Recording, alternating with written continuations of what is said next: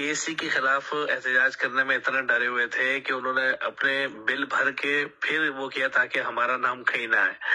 اور آپ دیکھیں KSC کے خلاف صرف کراچی الیکٹرک کے خلاف وہ اس طرح سے احتجاج کر رہے ہیں.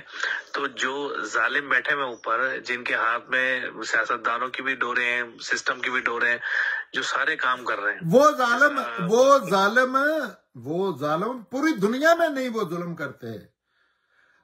جو فوجی ہے اس کی لیش سویلین کے ہاتھ میں پوری انسانیت نے آج تک دی ہوئی ہے. ظاہر ہے زبردستی تو ڈکیٹی ہوتی ہے، کرتے ہیں لوگ، وہ بھی ختم ہو گئی ہے دنیا میں. بندوق کی حکومت ختم ہو چکی ہے سوائے پاکستان کے، یا ایک آدھ کوئی ڈھونڈنے سے مل جائے گا. تو یہ جنہوں نے اس کو اتنا پال پوس کے ایک شیر کو بڑا کیا، اس کو اس کے خلاف یہ کیسے احتجاج کریں؟ یہ تو ان کا بغل بچہ ہے، یہ تو ان کا اپنے بچوں کو کوئی باہر ہے. یہ جو فوجی ڈکٹیٹر آئین شکن ہے، یہ تو ان کے بچے ہیں. انہوں نے بڑی قربانیاں دی ہیں ان کے لیے. انہوں نے آدھے پاکستان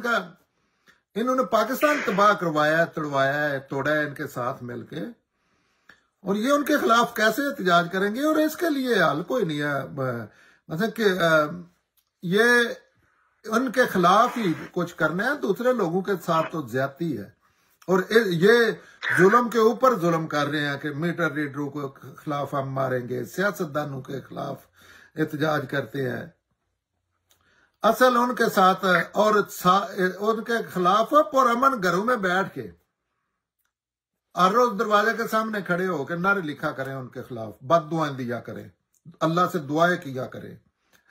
جو کوئی کر سکتا ہے، صرف ایک ہی ٹارگٹ ہے، اور وہ پوری دنیا ٹھیک ہو جائے. وہ نہ ٹھیک ہو، وہ نہ اپنے کام پہ لگیں.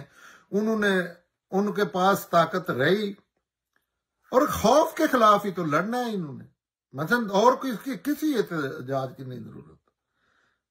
ان کا احتجاج تو خوف کے خلاف ہونا چاہیے، وہ تو پرامن احتجاج ہوتا ہے. لیکن یہ نہیں کریں گے. یہ کریں گے بھی تو ایسا کوئی دھماکہ کریں گے کہ ان سے بھی کسی برس بندے کو لے آئیں گے.